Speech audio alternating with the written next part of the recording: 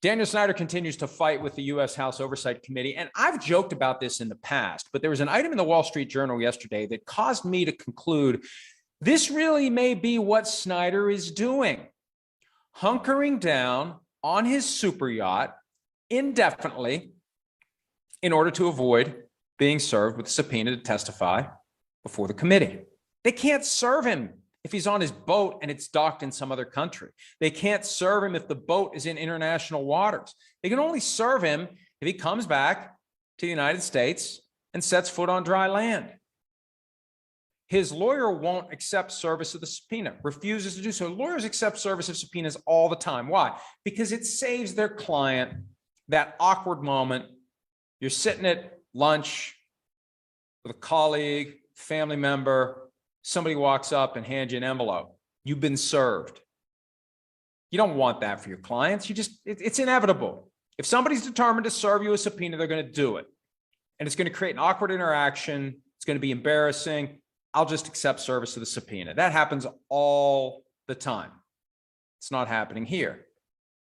Could it be that Daniel Snyder intends to live on his yacht until January?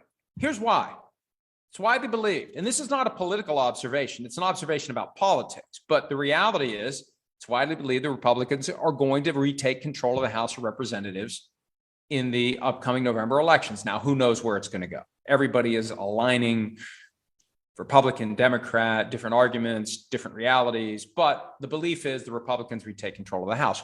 When that happens, if that happens, when that happens, the plug gets pulled when the new Congress goes into session in January on the Washington Commanders investigation. Period. It just does. The ranking member of the committee, the top Republican on the committee, has already said it's going to happen if and when the Republicans retake control of the House. So all he's got to do is get through the rest of July. And he's already in Israel through the balance of July and into August. August, September, October, November, December. And really, I haven't studied this, but I would suspect that in that lame duck period from election day through the end of the year, the committee, if power is transitioning, probably stops what it's doing anyway. So maybe he only makes it to election day and he's in the clear. But if he's committed to this, and he's willing to not go to Commanders games, you're going to watch him on satellite.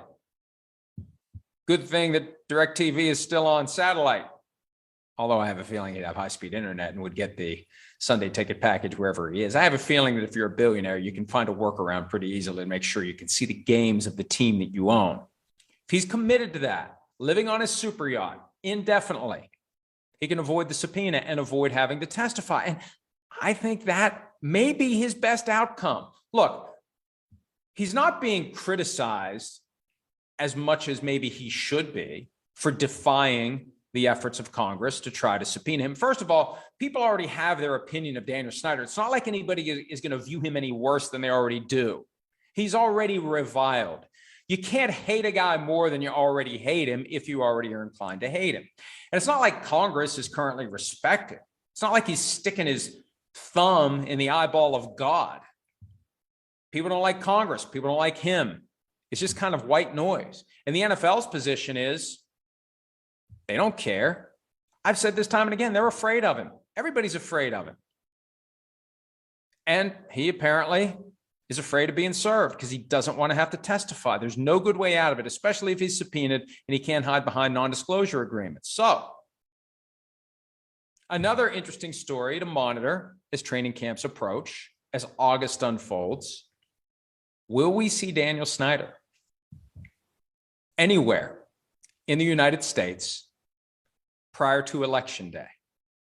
Is he sufficiently committed to avoiding services of a subpoena that he will remain on his yacht? A yacht that is probably nicer than 99.99% of the homes in the world. Tough duty. Floating around on your super yacht in order to avoid being put under the hot light of the House Oversight Committee. Hi, I'm Mike Tirico, and thanks for watching. Make sure to hit subscribe for the latest news and highlights from NBC Sports.